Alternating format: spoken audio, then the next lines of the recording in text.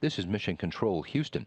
The International Space Station's Expedition 32 crew is wrapping up a week dominated by the comings and goings of cargo ships while they've been keeping up a strong pace of science operations.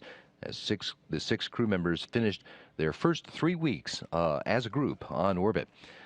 Saturday, July 28th, the crew opened the hatch on the H-2 transfer vehicle, HTV number 3, which had arrived at the space station the previous day, and started unloading tons of supplies. They, in fact, worked so much on that they got days ahead of the scheduled timeline. That evening, they monitored the redocking of a Progress cargo ship, which was testing out an enhanced version of the automated rendezvous and docking system, which worked just fine after Russian specialists raised the temperature inside that module. Over the weekend and even on Monday, flight engineers Joe Akaba, Sonny Williams, and Aki Hoshide spent a lot of time unloading the material inside that Japanese cargo ship. In the meantime, Commander Gennady Podolka, flight engineer Sergei Revin, and flight engineer Yuri Malenchenko monitored the final departure of 47P. In between times, Aki Hoshide he prepared the Solution Crystallization Observation Facility for a JAXA biotechnology investigation, which is aimed at refining our understanding of the mechanisms that drive the growth of crystals in microgravity. Akaba and Williams joined him for body mass measurements and ultrasound examinations. Williams also fed the spiders that are part of the YouTube Space Lab experiment that was delivered on HTV. That is a suite of 2 experiments that were developed by high school students and were selected by proposals that were delivered via YouTube. On Tuesday, the crew took readings for several life sciences investigations and started work with the Advanced Colloids experiment, which will examine materials that contain small colloidal particles to learn more about how those particles behave in microgravity.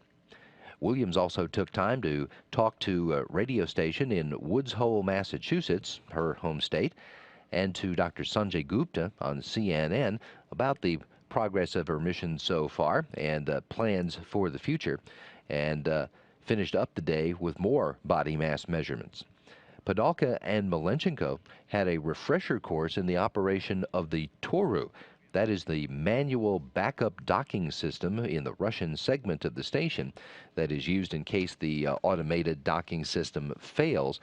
But they were testing out Toru in advance of another imminent arrival. Wednesday saw, for the first time ever, the launch and docking of a Russian cargo ship on the same day. 48 Progress made the trip from the Baikonur Cosmodrome to the space station docking port in just 4 orbits of the Earth, instead of the usual 34 orbits. This was a test of a new flight profile that could save future human crews a lot of hours spent inside the cramped Soyuz vehicle on the normal 2-day transit to the space station. Earlier in that day, Joe Akaba set up and performed operations with a capillary flow experiment, which is a fluid physics investigation to learn how fluids behave in microgravity.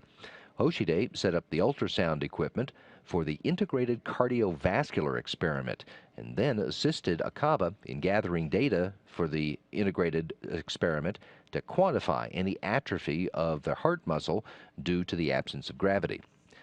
On Thursday afternoon, the Russian crew opened the hatches to 48P and started unloading it, and all crew members took part in routine station maintenance. Akaba worked with what is known as the vascular experiment. That's a Canadian investigation looking into the mechanisms that are responsible for changes in blood pressure, and particularly those that parallel changes that occur in people on Earth as they age. The crew members have been working in split shifts due to the Progress operations, but the whole expedition crew got their schedules synced up for Friday, which featured Progress unloading, Joe Akaba and Aki Hoshide training for robotic arm operations that are coming up next Monday, when they will fly the Japan robotic arm to receive a handoff from Canadarm2. They'll hand off item will be an unpressurized cargo pallet that ground controllers will extract from the HTV. The station crew members will move that pallet over to the Kibo Exposed facility on Monday and to kick off even more groundbreaking science operations on board the world's orbiting laboratory.